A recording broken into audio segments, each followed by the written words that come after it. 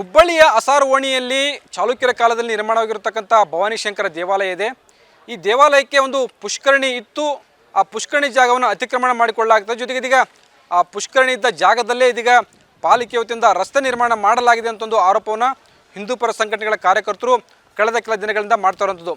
ಇದೇ ತಿಂಗಳು ಆಗಸ್ಟ್ ಮೊದಲ ವಾರದಲ್ಲಿ ಇಲ್ಲಿ ಒಂದು ಈ ರಸ್ತೆ ನಿರ್ಮಾಣ ಮಾಡಲಾಗ್ತಿತ್ತು. ಆ ಸಂದರ್ಭದಲ್ಲೂ ಕೂಡ ಹಿಂದೂ ಪರ ಸಂಘಟನೆಗಳ ಕಾರ್ಯಕರ್ತರು ಪ್ರತಿಭಟನೆ ನಡೆಸಿದ್ರು. ಏನೋ ಪಾಲಿಕೆ ವತಿಯಿಂದ ರಸ್ತೆ ನಿರ್ಮಾಣ ಮಾಡಲಾಗ್ತದೆ, ಅದು ಪುಷ್ಕರಣಿ ಇದ್ದ ಜಾಗ, ಇದಕ್ಕಾಗಿ ಅದು ಯಾವುದೇ ಕಾರಣಕ್ಕೂ ಕೂಡ ಅಲ್ಲಿ ಸಿ ರಸ್ತೆನ ನಿರ್ಮಾಣ ಮಾಡಬಾರ್ದಂತ ಆಗ್ರಹವನ್ನು ಮಾಡಿದರು. ಆದರೂ ಕೂಡ ಅವತ್ತು ಪಾಲಿಕೆಯ ಅಧಿಕಾರಿಗಳು ಸಾಕಷ್ಟು ಪೊಲೀಸ್ ಭದ್ರತೆಯಲ್ಲಿ ಇಲ್ಲಿ ಸಿ ರಸ್ತೆನ ನಿರ್ಮಾಣ ಮಾಡಲಾಗಿತ್ತು. ನಂತರ ಹಿಂದೂ ಪರ ಸಂಘಟನೆಗಳ ಕಾರ್ಯಕರ್ತರು ಅನೇಕ ರೀತಿಯ ಸ್ಟೇಟ್ಮೆಂಟ್ಗಳನ್ನು ಕೊಡ್ತಾಯಿದ್ರು. ಇವತ್ತು ಪ್ರತಿಭಟನೆ ಮಾಡ್ತೇವೆ ಅಂತೇಳಿಂದು ಪ್ರತಿಭಟನೆಯ ಕರೆಯನ್ನು ಕೂಡ ಕೊಟ್ಟಿದ್ದರು. ಆ ಹಿನ್ನೆಲೆಯಲ್ಲಿ ಇವತ್ತು ಹಿಂದೂ ಪರ ಸಂಘಟನೆಗಳ ಕಾರ್ಯಕರ್ತರು ಮತ್ತು BJPಯ ಅನೇಕ ಮುಖಂಡರು ಪ್ರತಿಭಟನೆ ನಡೆಸಿದರು. ಪ್ರತಿಭಟನೆ ಹಿನ್ನೆಲೆಯಲ್ಲಿ ಇವತ್ತು ಈ ವಿವಾದಿತ ಸ್ಥಳ ಏನು ಪುಷ್ಕರಣಿ ಇತ್ತು ಅಂತ ಹೇಳಲಾಗ್ತದೆ, ಆ ಜಾಗದ ಸುತ್ತಮುತ್ತ 500 ಮೀಟರ್ವರೆಗೆ ನಿಷೇಧಾಜ್ಞೆಯನ್ನು ಹೇರಲಾಗಿತ್ತು. ಯಾರೂ ಕೂಡ ಇಲ್ಲಿ ಗುಂಪು ಸೇರಬಾರ್ದು, ಜೊತೆಗೆ ಸೇರಿದಂತೆ ಯಾವುದೇ ಕಾರಣಕ್ಕೂ ಕೂಡ ಪ್ರತಿಭಟನೆಗೂ ಕೂಡ ಅವಕಾಶವನ್ನು ಪೊಲೀಸರು ನೀಡಿರಲಿಲ್ಲ. ಹೀಗಾಗಿ 500 ಮೀಟರ್ ದೂರದಂದರೆ ಚನ್ನಪೇಟೆ ರಸ್ತೆಯಲ್ಲಿರ್ತಕ್ಕಂಥ ಸಾರ್ವಜನಿಕ ಉದ್ಯಾನವನದ ಮುಂದೆ ಅನೇಕ ಹಿಂದೂ ಪರ ಸಂಘಟನೆಗಳ ಕಾರ್ಯಕರ್ತರು ಅವರೆಲ್ಲರೂ ಸೇರಿ ಪ್ರತಿಭಟನೆಯನ್ನು ನಡೆಸಿದರು. ಪ್ರತಿಭಟನೆಯಲ್ಲಿ ಹುಬ್ಬಳ್ಳಿ ಶಾಸಕ ಮಹೇಶ್ ತೆಂಗಿನಕಾಯಿ, ಶಾಸಕರಂಥ ಅರವಿಂದ್ ಬೆಲ್ಲದ್, ಪ್ರದೀಪ್ ಶೆಟ್ಟರ್ ಸೇರಿದಂತೆ ಅನೇಕ BJP ನಾಯಕರು, ಹಿಂದೂ ಪರ ಸಂಘಟನೆಗಳ ಕಾರ್ಯಕರ್ತರು ಭಾಗಿಯಾಗಿದ್ದರು. ಜೊತೆಗೆ ಶ್ರೀರಾಮ ಸೇನೆಯ ಸಂಘಟನೆಯ ಸಂಸ್ಥಾಪಕ ಅಧ್ಯಕ್ಷ ಪ್ರಮೋದ್ ಮುತಾಲಿಕ್ ಕೂಡ ಭಾಗಿಯಾಗಿದ್ದರು.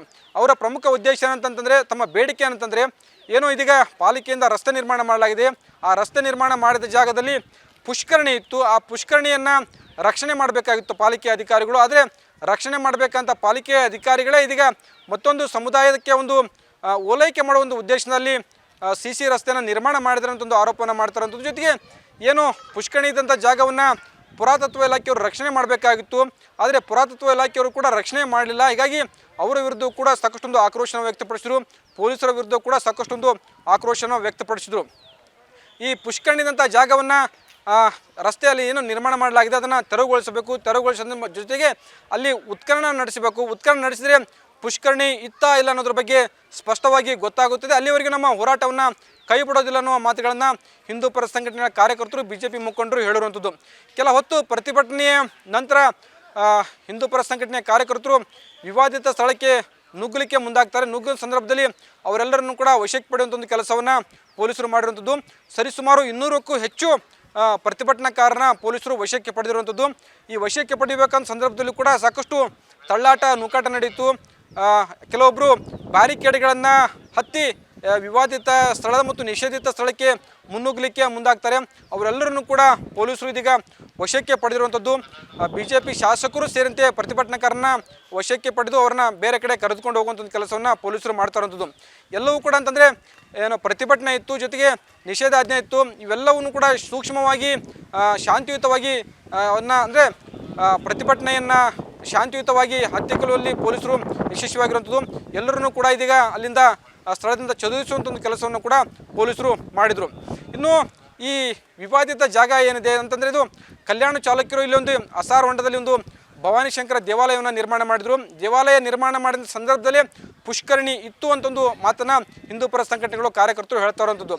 ಆದರೆ ಕಳೆದ ಅನೇಕ ವರ್ಷಗಳಿಂದ ಇಲ್ಲಿ ಸಾಕಷ್ಟು ಮನೆಗಳು ನಿರ್ಮಾಣವಾಗಿರುವಂಥದ್ದು. ಪಕ್ಕದಲ್ಲಿ ಮಸೀದಿ ಇದೆ, ಸೇರಿದಂತೆ ಅನೇಕ ಉರ್ದು ಶಾಲೆ ಸೇರಿದಂತೆ ಅನೇಕ ಕಟ್ಟಡಗಳು ಇಲ್ಲಿ ನಿರ್ಮಾಣವಾಗಿರುವಂಥದ್ದು. ಆದರೆ ಪಾಲಿಕೆಯಿಂದ ಏನು ರಸ್ತೆ ನಿರ್ಮಾಣ ಮಾಡಲಾಗಿದೆ, ರಸ್ತೆ ನಿರ್ಮಾಣ ಮಾಡಿದಂಥ ಸಂದರ್ಭದಲ್ಲಿ ಒಂದು ಹಿಂದೂ ಪರ ಸಂಘಟನೆ ಕಾರ್ಯಕರ್ತರು ಆರೋಪವನ್ನು ಮಾಡ್ತಿದ್ದಾರೆ. ಮತ್ತೊಂದು ಕಡೆ ಅಂತಂತಂದರೆ ಅನೇಕ ಇಲ್ಲಿ ಇದ್ದಂಥ ಸ್ಥಳೀಯರು ಮತ್ತು ದಲಿತ ಸಮುದಾಯದ ಮುಖಂಡರು, ಅನೇಕ ಮುಸ್ಲಿಂ ಮುಖಂಡರು ಹೇಳ್ತಾರಂದರೆ, ಕಳೆದ ಅನೇಕ ವರ್ಷಗಳಿಂದ ಇಲ್ಲಿ ನಾವೆಲ್ಲ ವಾಸವಾಗಿದ್ದೇವೆ, ಇಲ್ಲಿ ಯಾವುದೇ ಕಾರಣ ಕೂಡ ಪುಷ್ಕರಣಿ ಇರಲಿಲ್ಲ. ಅನೇಕ ಕೆರೆಗಳು ಹುಬ್ಬಳ್ಳಿಯಲ್ಲಿ ಇದ್ರೂ ಕೂಡ ಅವೆಲ್ಲವೂ ಕೂಡ ಮುಚ್ಚಿ ಹೋಗಿದ್ವೆ. ಅವುಗಳ ಬಗ್ಗೆ ಹಿಂದೂ ಪರ ಸಂಘಟನೆಗಳು ಕಾರ್ಯಕರ್ತರು ಮಾತಾಡ್ತಾರೆ. ಅದರಲ್ಲಿ ಹೆಚ್ಚಿನ ಅಲ್ಪಸಂಖ್ಯಾತರು ಮತ್ತು ದಲಿತ ಸಮುದಾಯದವರೇ ಹೆಚ್ಚಾಗಿದ್ದಾರೆ. ಅವರ ಉದ್ದೇಶಕ್ಕಂದರೆ ಅವರ ಓಡಾಟಕ್ಕೆ ಏನು ರಸ್ತೆ ನಿರ್ಮಾಣ ಮಾಡಲಾಗಿದೆ, ಆ ರಸ್ತೆ ನಿರ್ಮಾಣ ಮಾಡಿದ್ದಕ್ಕೆ ಉದ್ದೇಶಕ್ಕೋಸ್ಕರ ಅವರು ಉದ್ದೇಶಪೂರ್ವಕವಾಗಿ ಇದನ್ನು ವಿವಾದವನ್ನು ಮಾಡ್ತಾ ಇದ್ದಾರೆ ಅನ್ನೋ ಮಾತುಗಳನ್ನು ಇಲ್ಲಿನ ಅನೇಕ ದಲಿತ ಪರ ಸಂಘಟನೆಗಳ ಮುಖಂಡರು ಮತ್ತು ಮುಸ್ಲಿಂ ಸಮುದಾಯದ ಮುಖಂಡರು ಹೇಳ್ತಾ ಇರುವಂಥದ್ದು. ಕಳೆದ ಒಂದು ತಿಂಗಳಿಂದ ಈ ಪುಷ್ಕರಣಿ ವಿವಾದ ಇದೀಗ ತೀವ್ರ ಸ್ವರೂಪವನ್ನು ಪಡೆದುಕೊಂಡಿರುವಂಥದ್ದು. ಆರೋಪ ಪ್ರತ್ಯಾರೋಪಗಳು ನಡೀತಾ ಇರುವಂಥದ್ದು. ಒಂದು ಕಡೆ ಯಾವುದೇ ಕಾರಣಕ್ಕೂ ಕೂಡ ಪುಷ್ಕರಣಿಯ ಜಾಗದ ಉತ್ಖನನ ಮಾಡುವವರೆಗೂ ನಾವು ಪ್ರತಿಭಟನೆಯನ್ನು ಹತ್ತಿಕ್ಕೋದಿಲ್ಲ. ಇವತ್ತು ಆರಂಭದ ಪ್ರತಿಭಟನೆ ಇದನ್ನು ನಿರಂತರವಾಗಿ ಮಾಡ್ತೇವೆ ಅಂತೇಳಿ ಹಿಂದೂ ಪರ ಸಂಘಟನೆಗಳು, ಕಾರ್ಯಕರ್ತರು ಮತ್ತು ಅನೇಕ ಮುಖಂಡರು ಹೇಳ್ತಾ ಇರುವಂಥದ್ದು.